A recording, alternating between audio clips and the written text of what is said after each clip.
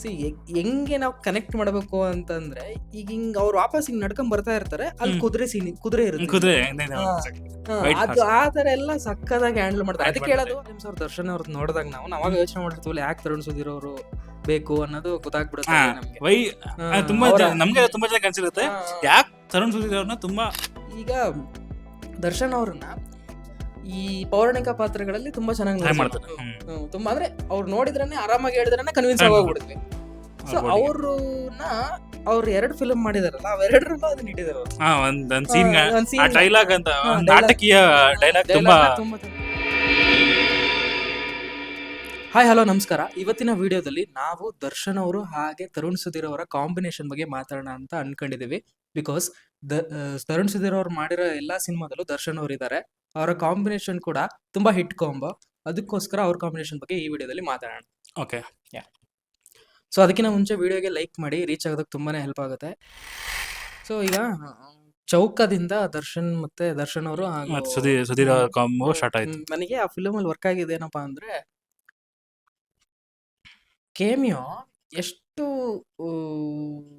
ಸ್ಟೋರಿಲೇ ಮಾಡಿದ್ದಾರೆ. ಜಸ್ಟ್ ಸುಮ್ನೆ ಏನೋ ಒಂದ್ ತಗೊಂಡ್ಬರ್ಬೇಕು, ಸ್ಟಾರ್ ತಗೊಂಡ್ಬರ್ಬೇಕು, ಈ 4 ಸೆಟ್ ಕೇಮಿಯೋ ತರ ಅಲ್ದೆ ಆ ಸ್ಟೋರಿಗೆ ಬೇಕಾಗಿರೋ ತರ ದರ್ಶನ್ ಅವ್ರ ಕ್ಯಾರೆಕ್ಟರ್ ಬ್ಲೆಂಡ್ ಮಾಡಿ, ಈಗ ಅವ್ರ ಬಂದಿಗೆ ಹೊಡಿಬೇಕು. ರಾಬರ್ಟ್ ಕ್ಯಾರೆಕ್ಟರ್ ಬಂದು ಅವ್ರನ್ನ ಹೊಡೆದ ಪ್ರಭಾಕರ್ ಅವ್ರನ್ನ ಹೊಡೆದ್ರೆ ಸೊ ಸ್ಟೋರಿ ಮುಂದಕ್ಕೆ ಹೋಗುತ್ತೆ.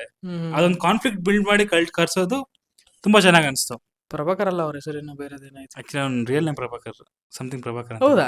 Okay okay. ಅದೇ ನನಗೆ ಅದ್ರಲ್ಲಿ ವರ್ಕ್ ಆಗಿದೆ ಏನಂದ್ರೆ, ಫಸ್ಟ್ ಕಾಶಿನಾಥ್ ಅವರು ದರ್ಶನ್ ಅವ್ರನ್ನ ಕೇಳಕ್ ಹೋದಾಗ, ರಾಬರ್ಟ್ ಅನ್ ಕೇಳಕ್ ಹೋದಾಗ ದುಡ್ಡು ಅಂತ ಏನೋ ಹೇಳ್ತಾರೆ. ಇಷ್ಟಕ್ಕಾಗಲ್ಲ ಅಂತ ಹೇಳ್ತಾರೆ.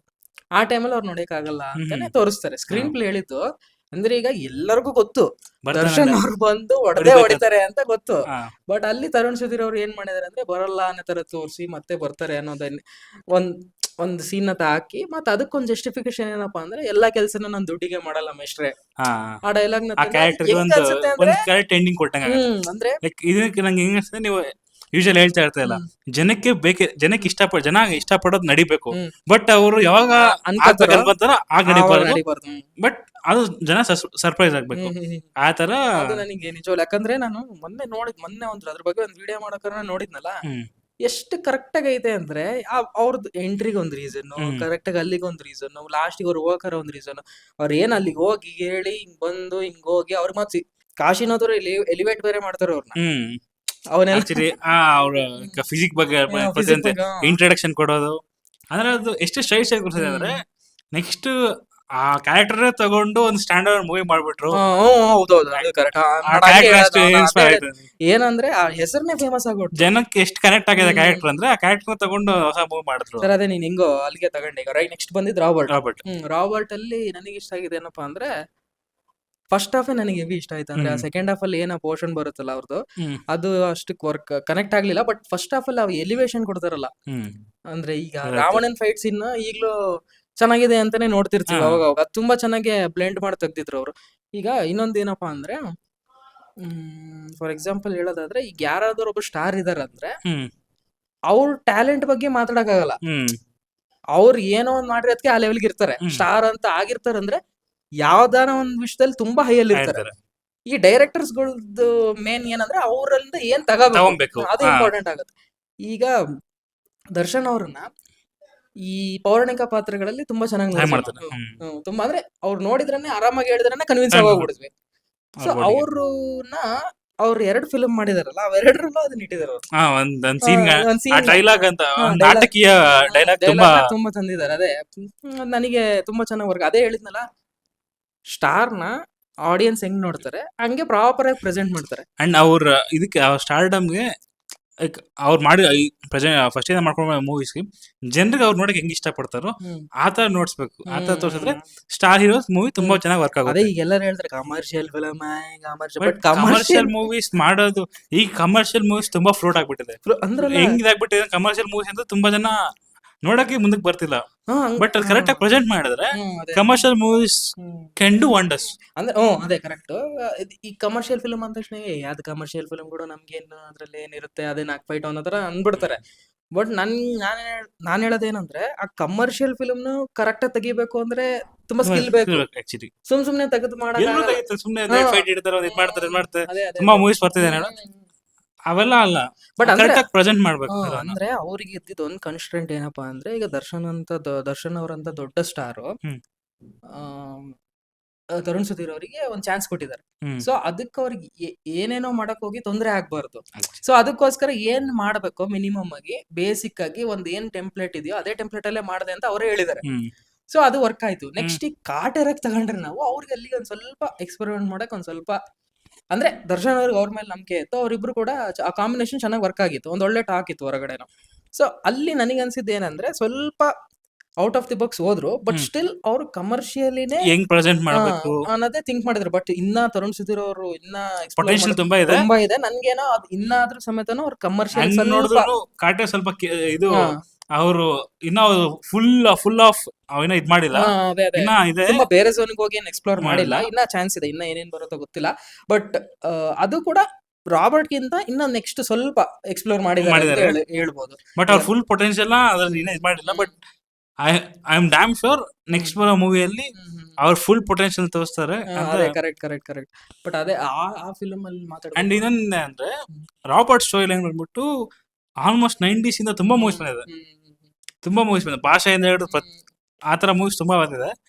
ಬಟ್ ಅದನ್ನ ಕರೆಕ್ಟ್ ಆಗಿ ಕನ್ವಿನ್ಸ್ ಆಗಿ ತೋರಿಸೋದು, ಟ್ರೀಟ್ಮೆಂಟ್ ಆ ಫ್ಲಾಶ್ ಬ್ಯಾಕ್ ಪೋರ್ಷನ್ ಸ್ವಲ್ಪ ಸ್ಟ್ರಾಂಗ್ ಆಗಿ ಎಮೋಷನ್ಸ್ ಕನೆಕ್ಟ್ ಆಗೋ ತರ ಮಾಡೋದು. ಈಗ ಒಂದ್ scene, interval scene straightly maybe inspire ಆಗಿದೆ ಇಲ್ಲ ಗೊತ್ತಿಲ್ಲ, ಲೋಕೇಶ್ ಅದನ್ನ ಕಾಪಿ ಮಾಡಿದಾನೆ ಸೀನ್ ನ. ಯಾವ್ದ್ರಲ್ಲಿ ಇದು? ಲೈಕ್ ಇವ್ರು ಬರ್ತಾರಲ್ಲ, ದೇವರಾಜ್ ಅವ್ರು ಬರ್ತಾರೆ, ದೇವರಾಜ್ ಅವ್ರ ಕ್ಯಾರೆಕ್ಟರ್ ಬಂದು ಆ ಫೋಟೋ ಎತ್ಕೊಂಡು ಆ ಫೋಟೋಗೆ ಲಿಯೋ ಆ ಹೇರ್ ಎಲ್ಲ ಡ್ರಾ ಮಾಡಿ ಇವ್ರು ಇದಂತ ಹೇಳಿ, ಲೈಕ್ ಅವರು ಅಷ್ಟೇ ಅದೆಲ್ಲ ಇದ್ ಮಾಡ ಅರ್ಜುನ್ ಸರ್ಜಾ ಅವರು Correct. ಲಿಯೋ ಕ್ಯಾರೆಕ್ಟರ್. ಲಿಯೋದಲ್ಲ ಸೇಮ್ ಹಂಗೆ ಬರುತ್ತೆ. ಬಟ್ ಅದು ಇನ್ಸ್ಪೈರ್ ಆದ್ರೆ ಗೊತ್ತಿಲ್ಲ. ಬಟ್ ಗೊತ್ತಿಲ್ಲ, ಅದೇ ಬಟ್ ಅದು ಆ ಸೀನ್ ನ ಹಾಗೆ ಮುಂಚೆ ಮಾಡಿದ್ರು, ಲಿಯೋಗ ಅದಕ್ಕೂ ತುಂಬಾ ಸಿಮಿಲಾರಿಟಿ Similar. ಬಂದಿತ್ತು. ಸೇಮ್ ಭಾಷಾ ಟೆಂಪ್ಲೇಟ್ ಇದ್ ಮಾಡಿ, ಬಟ್ ಮೇಕಿಂಗ್ ಅಲ್ಲಿ ಕಂಪ್ಲೀಟ್ ಡಿಫ್ರೆನ್ಸ್ ಇದೆ. ಬಟ್ ಅದನ್ನ ಚೆನ್ನಾಗಿ ಮಾಡಿದ್ದಾರೆ ತರುಣ್ ಸುಧೀರ್ ಅದು ಅವರು. ಕರೆಕ್ಟ್. ಬಟ್ ಕಾಟೇರ ತಗೊಂಡ್ರೆ, ನಾವು ಕಾಟೇರದ ಬಗ್ಗೆ ಮಾತಾಡ್ಬೇಕು ಅಂದ್ರೆ, ಕಾಟೇರದಲ್ಲಿ ನನಗೆ ವರ್ಕ್ ಆಗಿದ್ದೇನಪ್ಪಾ ಅಂದ್ರೆ, ಈ ಫೈಟ್ಸ್ ಈ 3 ಫೈಟ್ ಏನಿದಾವಲ್ಲ, ಅದು ಬಿಲಿವೇಬಲ್ ಆಗಿದೆಯೋ ಅವೆಲ್ಲ ಸೆಕೆಂಡ್ರಿ. ಹ್ಮ್ ಬಟ್ ನನಗೆ ಇಷ್ಟ ಆಗಿದೆ ಏನಪ್ಪಾ ಅಂದ್ರೆ, ಈಗ ಫ್ಯಾನ್ಸ್ ಅದನ್ನೇ ಅಲ್ಲ ನೋಡೋದು. ಆಕ್ಚುಲಿ ಈಗ ಈಗ ಹಂಗಂತ ಸುಮ್ನೆ ಬಂದ್ ಹಿಂಗ್ ಹೊಡಿಯಕ್ಕೂ ಆಗಲ್ಲ, ಹೆಂಗ್ ಬೇಕೋ ಹಂಗ ಆ ತರನು ತೋರಿಸಿಲ್ಲ ಅದ್ರಲ್ಲಿ. ಅದಕ್ಕೊಂದ್ ಒಳ್ಳೆ ರೀಸನ್. ಈಗ ಬಟ್ ಒಂದೇ ಕೈಯಲ್ಲಿ ಹೊಡಿಬೇಕು ಅನ್ನೋದಕ್ಕೆ ಪ್ರಾಪರ್ ರೀಸನ್ ಇದನ್ನ ಕೊಟ್ಟಿದ್ದಾರೆ. ಅದೇ ಅದಕ್ಕಿಂತ ಅದಾದ್ಮೇಲೆ ಆಗೋದು ಅದು ಓಕೆ, ಅದು ಹಾ. ಇಂಟರ್ವಲ್ ಅಲ್ಲಿ ಏನ್ ನಡೀತೋ ಅದನ್ನ ನಾವು ಸೈಡ್ಗೆ ಇಟ್ರೆ, ಫಸ್ಟ್ ಫೈಟ್ ಏನಾಗುತ್ತಲ್ಲ ಅದಕ್ಕೊಂದ್ ಪ್ರಾಪರ್ ಹಿಂಗ್ ರೀಸನ್ ಹಿಂಗ್ ಐತಲ್ಲ ಅಂತ. ಆಕ್ಚುಲಿ ಅವರು ಒಂದು ಕಾನ್ಫ್ಲಿಕ್ಟ್ ತರ ಒಂದು ಏನಾದ್ರು ಒಂದು ಇದ್ ಬಿಟ್ಟು ಹ್ಮ್. ಕಾನ್ಫ್ಲಿಕ್ಟ್ ಬಿಲ್ಡ್ ಮಾಡಿ ಫೈಟ್ ಸ್ಟಾರ್ಟ್ ಮಾಡೋದು. ಯಾಕಂದ್ರೆ ಇದ್ರಲ್ಲಿ ರಾಬರ್ಟ್ ಅಲ್ಲ ಅಷ್ಟೇ, ಹ್ಮ್. ಆ ಡೈಲಾಗ್ ಹೇಳು ಅಂತ ಹೇಳಿ ಸ್ಟಾರ್ಟ್ ಮಾಡ್ಸ ಫೈಟ್. ಓಕೆ, ಅಂಡ್ ಇದ್ರಲ್ಲೂ ಅಷ್ಟೇ ಹೊಳೆ ಮನೆ ತಗೊಂಬಂದು ಒಂದೇ ಕೈ ಫೈಟ್ ಮಾಡ್ಬೇಕಾಗುತ್ತೆ. ಅಂಡ್ ಇದ್ರಲ್ಲಿ ಕೈ ಕಟ್ಟಾಕಿರ್ತಾರೆ. ಅದೇ ಆ ಇದೇ ನೋಡಿ, ಆ ಒಂಥರ ಒಂದು ಅಂದ್ರೆ ನಮ್ಗೊಂದು ಇದ್ ಕ್ರಿಯೇಟ್ ಆಗುತ್ತೆ, ಈಗ ಏನಾಗುತ್ತೆ ಗುರು ಅಂತ ಒಂದು ಸೀಟ್ ಇಟ್ಟಲ್ಲಿ ಕೂತ್ಕೊಂತೀವಿ. ಆ ತರ ಒಂದು ನಾರ್ಮಲ್ ಫೈಟ್ ಮಾಡಿಸ್ಬೋದು.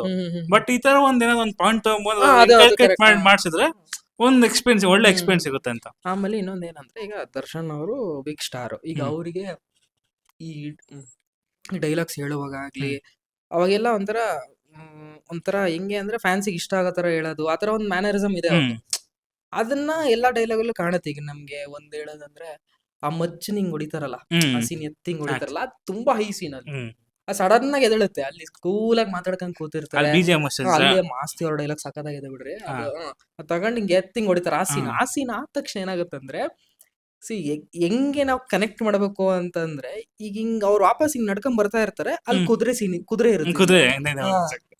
ಅದು ಆ ತರ ಎಲ್ಲ ಸಕ್ಕದಾಗಿ ಹ್ಯಾಂಡಲ್ ಮಾಡ್ತಾರೆ. ಅದಕ್ಕೆ ಹೇಳೋದು, ಅದೇ ಹೇಳಿದ್ನಲ್ಲ, ಒಬ್ಬ ಸ್ಟಾರ್ ಹೀರೋ ಜೊತೆ ಫಿಲ್ಮ್ ಮಾಡೋದು ಇಂಪಾರ್ಟೆಂಟ್ ಅಲ್ಲ, ಅವ್ರನ್ನ ಪ್ರತಿಯೊಂದು ಫ್ರೇಮಿಂಗ್ ಒಂದು ಇದಾಗ ಕಾಣಿಸ್ಬಿಡ್ತು. ಆಮೇಲೆ ಕೊಟ್ಟಿರೋ ಆಪರ್ಚುನಿಟಿನ ಪ್ರಾಪರ್ ಆಗಿ ಯುಟಿಲೈಸ್ ಮಾಡ್ಕೊಂಡು ಮತ್ತೆ ಹಿಟ್ ಮಾಡೋದಿದೆಯಲ್ಲ, ಅದಕ್ಕೆ ಹೇಳೋದು. ತರುಣ್ ಸುಧೀರ್ ಅವ್ರಿಗೆ ನಾನು ಫಸ್ಟಿಗೆಲ್ಲ ಹೆಂಗೆ ಅಂದ್ರೆ, ಇಲ್ಲಿ ಹಿಂಗಿದೆ, ಇಷ್ಟಿಷ್ಟು ಮಾಡಿದ್ದಾರೆ, ಓಕೆ ಏನು ಅಂತ ಅನಿಸ್ತಾ ಇತ್ತು ನನಗೆ ಅವಾಗ. ಬಟ್ ಅವರು ಎಷ್ಟು ಚೆನ್ನಾಗೆ ಅದನ್ನ ತೋರಿಸ್ತಾರಲ್ಲ, ಅಂದ್ರೆ ಸ್ಟಾರ್ಸ್ ಪ್ರೆಸೆಂಟ್ ಮಾಡ್ತಾರಲ್ಲ, ಅದಕ್ಕೆ ಅವ್ರಿಗೆ ರೆಸ್ಪೆಕ್ಟ್. ರಾಬರ್ಟ್ ಮೂವಿ ನೋಡುವ ಒಂದು ಒಪಿನಿಯನ್ ಇದೆ. ಬಟ್ ಆಫ್ಟರ್ ವಾಚಿಂಗ್ ಕಾಟೇರ, ನಂಗೆ ಅವ್ರ ಒಪಿನಿಯನ್ ಲೈಕ್ ನನ್ನ ಪ್ರಕಾರ ಹೇಳುವಾಗ ಗೊತ್ತಿಲ್ಲ. ನನ್ನ ಪ್ರಕಾರ ಕಮರ್ಷಿಯಲ್ ಸ್ಟಾರ್ ಹೀರೋಸ್ನ ಫುಲ್ಲೆಸ್ಟ್ ಆಗಿ ಬೆಸ್ಟ್ ಆಗಿ ಪ್ರೆಸೆಂಟ್ ಮಾಡೋದ್ರಲ್ಲಿ he is number one Kannada industry. Correct ಅದಂತೂ ನಿಜ. ಅದೇ ಅದೇ ಮೊನ್ನೆ ಈಗ ಅದೇ ಬೇರೆ ಫಿಲ್ಮ್ಸ್ ಅವ್ರ ದರ್ಶನ್ ಅವ್ರದ್ದು ನೋಡಿದಾಗ ನಾವು ಅವಾಗ ಯೋಚನೆ ಮಾಡಿರ್ತೀವಲ್ಲ, ಯಾಕೆ ತರುಣ್ ಸುಧೀರ್ ಅವರು ಬೇಕು ಅನ್ನೋದು ಗೊತ್ತಾಗ್ಬಿಡುತ್ತೆ ನಮ್ಗೆ. ತುಂಬಾ ನಮ್ಗೆ ತುಂಬಾ ಜನ ಅನ್ಸಿರುತ್ತೆ ಯಾಕೆ ತರುಣ್ ಸುಧೀರ್ ಅವ್ರನ್ನ ತುಂಬಾ ಪ್ರೈಸ್ ಮಾಡ್ತಾ ಇಲ್ರು ಅಂತ. ಆ ಮೊಮೆಂಟ್ ಗೊತ್ತಾಗಿರುತ್ತೆ. ಕರೆಕ್ಟ್ ಇಷ್ಟೊಂದು ಪಾಯಿಂಟ್. ಮತ್ತೆ ಇನ್ನೊಂದು ಏನ್ ಮಾಡ್ತಾರೆ ಅಂದ್ರೆ, ಅವರು ದರ್ಶನ್ ಅವ್ರಂತ ಅಂದ ತಕ್ಷಣ ಅಲ್ಲಿ ಆಕ್ಟಿಂಗ್ ಜಾಗ ಇಲ್ಲ ಅನ್ನೋ ತರ ಓಡ್ತಾ ಇರುತ್ತೆ.